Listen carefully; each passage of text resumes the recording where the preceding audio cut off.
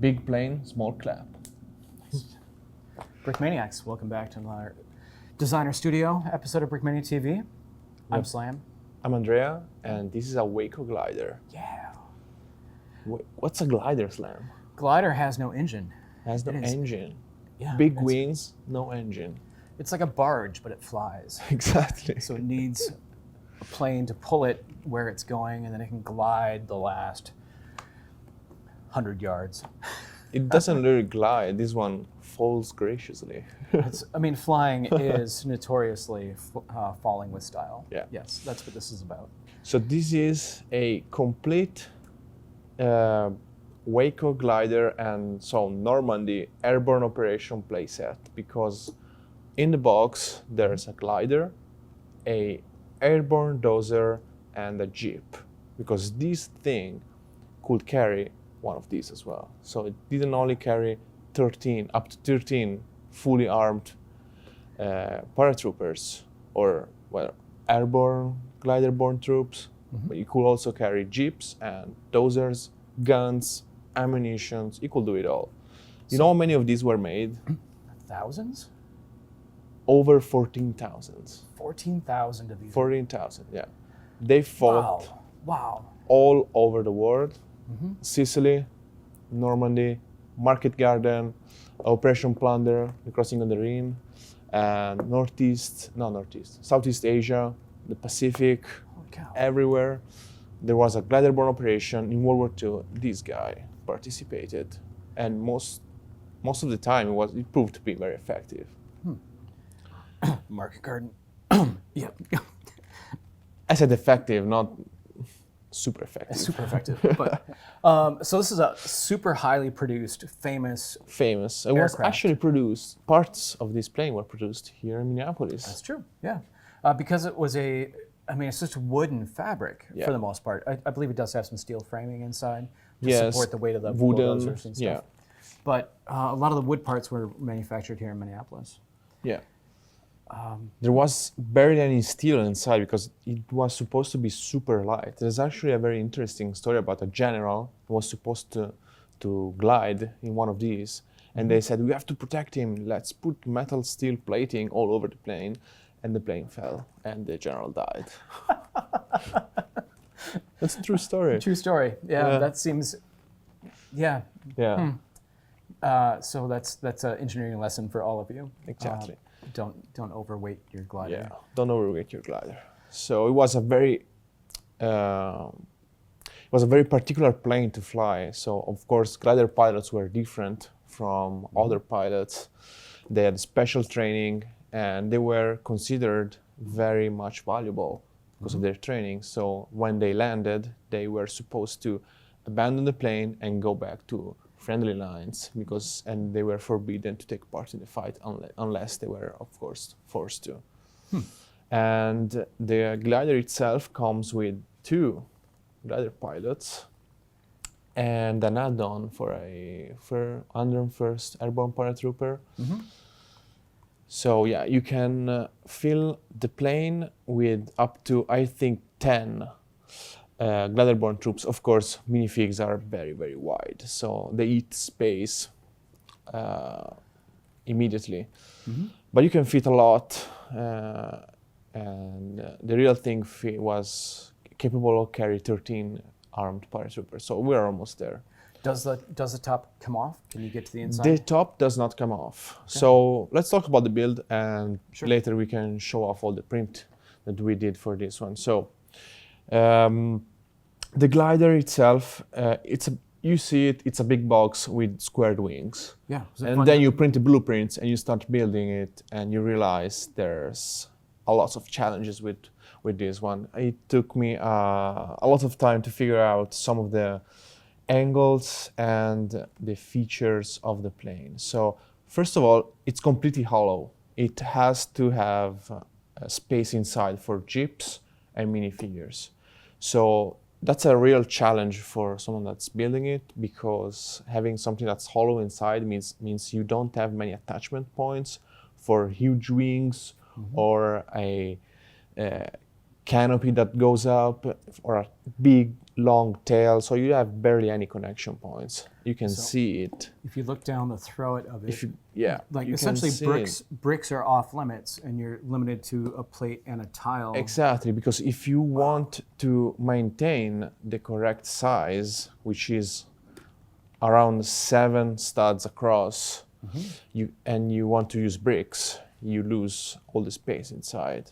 Right. So I decided to go with a 4 with brackets and plates all over to save as much space as I could while keeping it strong enough to sustain itself.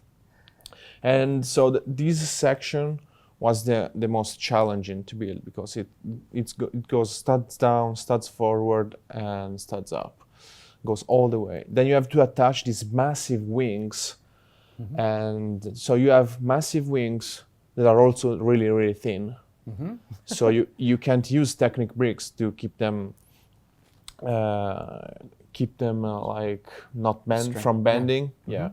And that was also a real challenge. So there's a really precise, in the instruction you'll see it, there's a real precise pattern of plates that keep the tension up one another. So that was another fun trial and error, couple of days to figure it out.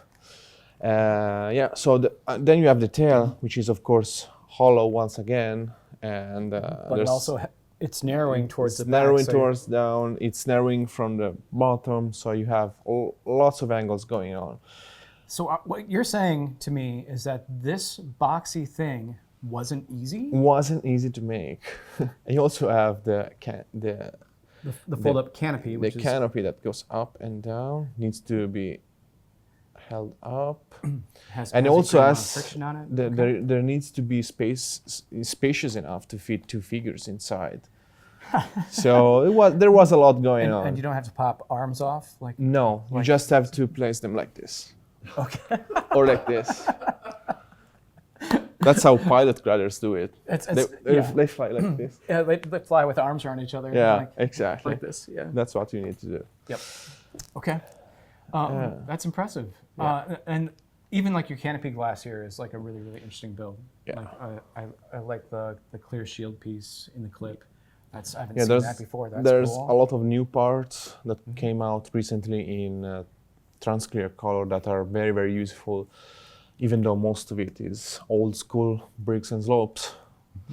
And this is the hook that was tied to the C-47 or C-46 that used to tow this to the area of operation. And they also add an amazing feature. So this was considered disposable by high-ranking commanders. So they would just say, just land and whatever happens to the plane, I don't care.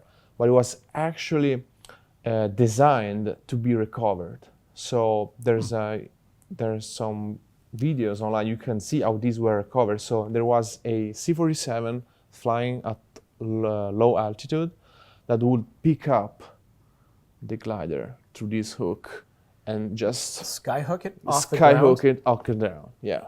Which is amazing. And insane. And insane. I would not do that. I wonder how many C-47s went down attempting that. Like, I don't know. It needs to be very strong because imagine the acceleration you're on a wooden frame. It's crazy. It's crazy. That sounds crazy. I'm surprised I even tried it. Yeah, it did work. There's a famous story about a C-47 or C-46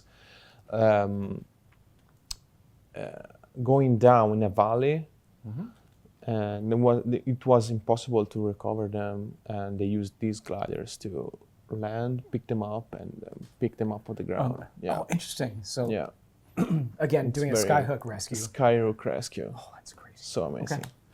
So final really features. Cool. Yeah. Airalians, rudder, and whatever moving surface works. Excellent. And yeah.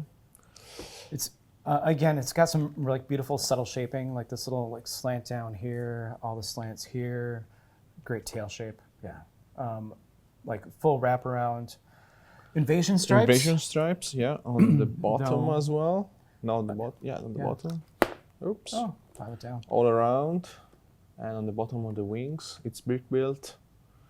So it really turned out done. beautifully. Yeah.